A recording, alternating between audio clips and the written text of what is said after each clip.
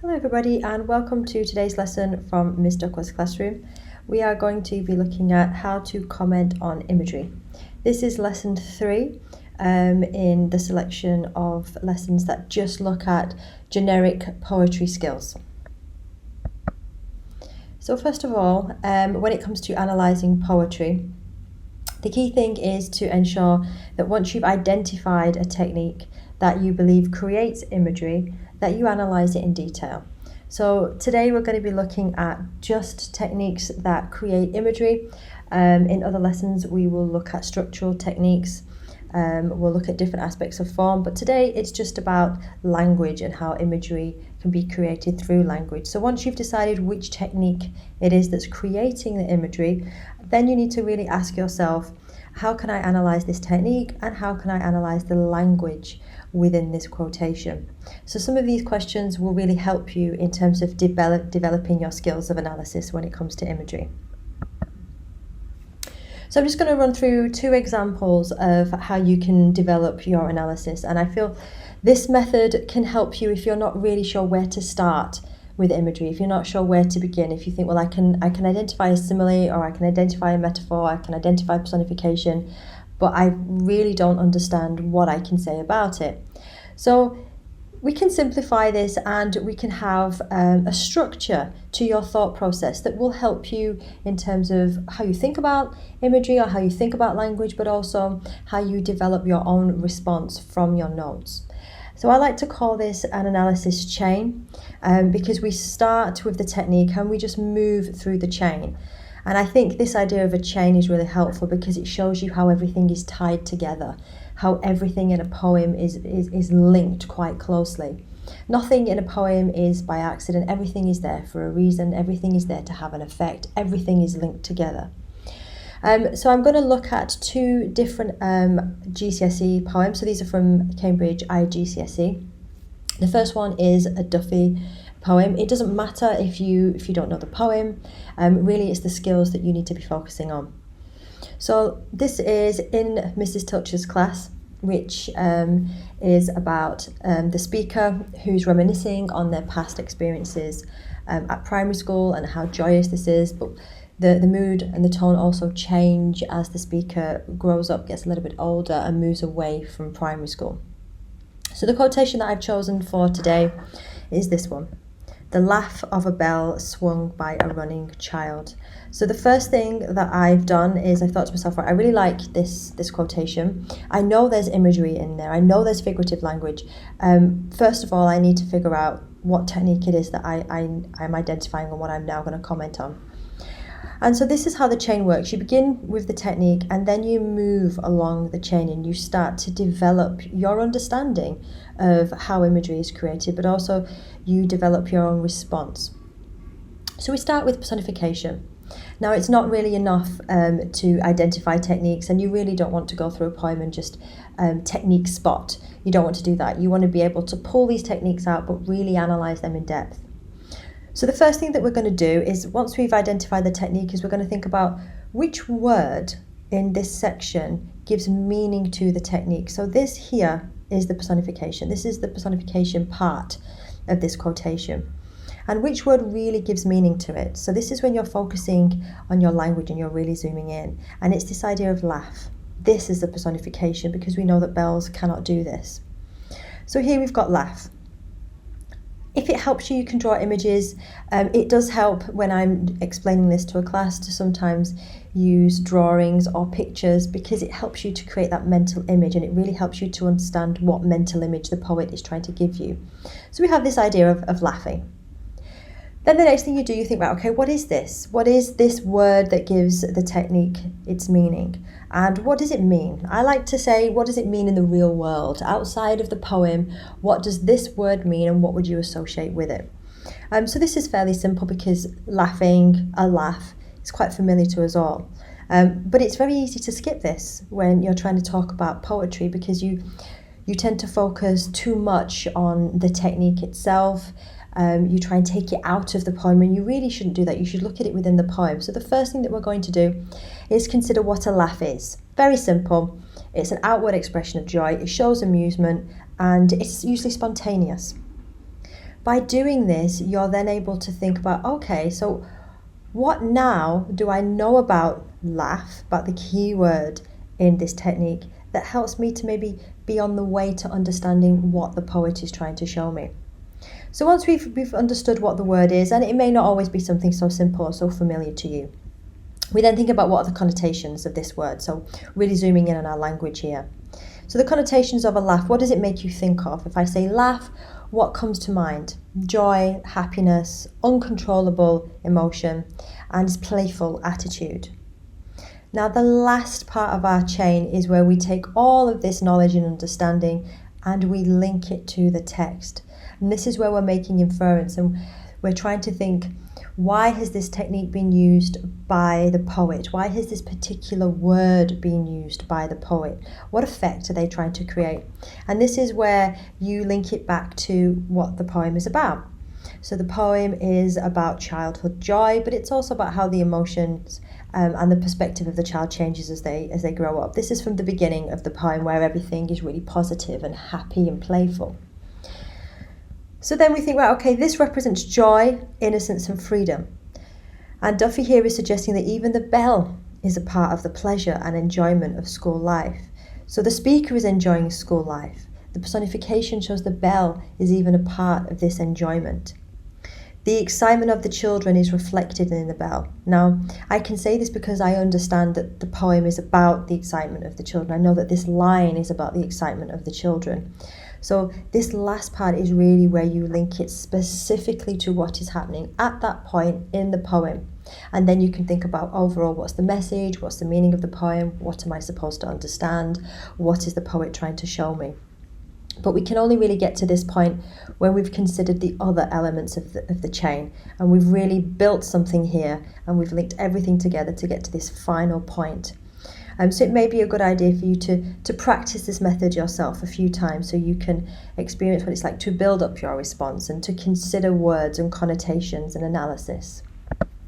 So this is the second example, and this is also from the IGCSE specification, but it's from Songs of Ourselves, and it's from the poem Plenty.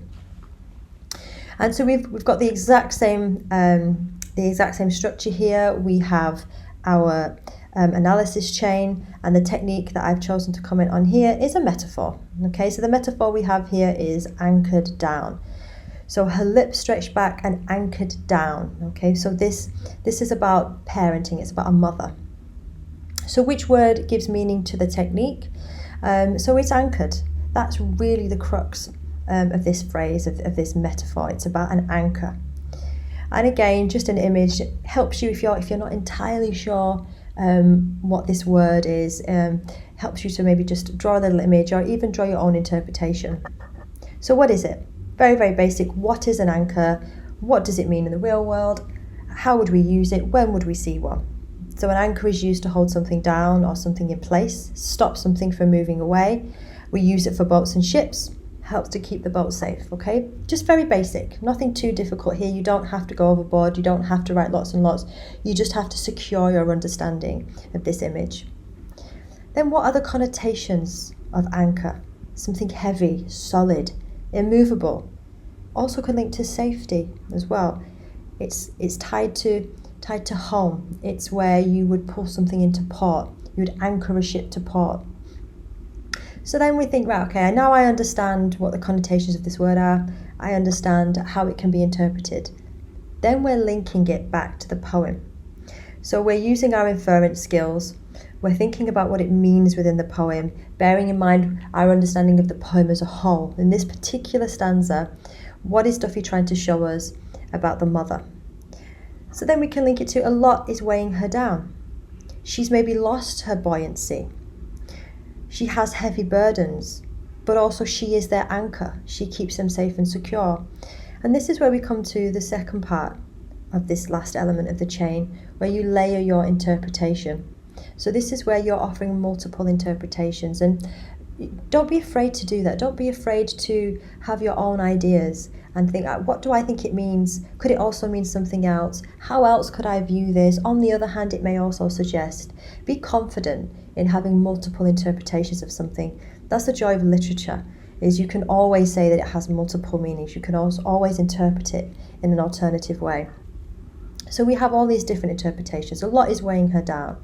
She's lost her buoyancy. She has heavy burdens. But then we have something that's a bit more positive, that she's the anchor to her children. She keeps them safe and secure. And this is where in your answer you would say, could suggest this, but on the other hand, it may also suggest this. You're offering a multi-layered approach to your analysis. So then the next thing is, how would you use this in an essay?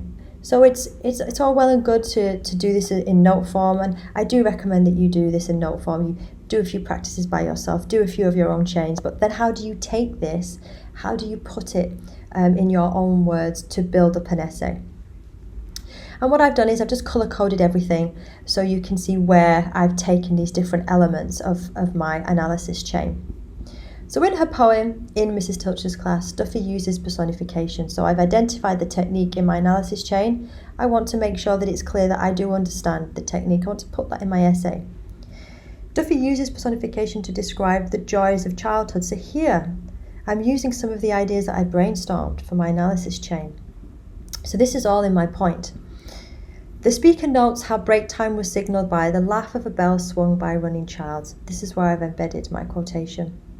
The use of personification, so we've gone back to this idea of the technique. We've gone back. We're letting the examiner know that we're now about to talk about the technique, how it's been used. This is where we begin to analyse. The use of personification to depict the bell's laugh. So here we've gone to the meaning of the technique, the word that creates that meaning. This represents the joy and happiness. See how we're going back to the connotations associated with school. As laughter is spontaneous, so this is where we've gone to, what does this word mean in the real world? What does this word mean outside of the poem? As laughter is spontaneous and a display of positive emotion, it also reflects. Now here is where we begin to link specifically to the poem and offer our multi-layered interpretation. It also reflects how liberated the speaker felt and highlights the excitement experienced at break or lunchtime. So notice how we've taken these words from our notes, our inference, our link back to the meaning. And you don't always have to use the exact same words, you can use synonyms as well. So here I have this idea of freedom, but here I've just decided to use the word liberated instead.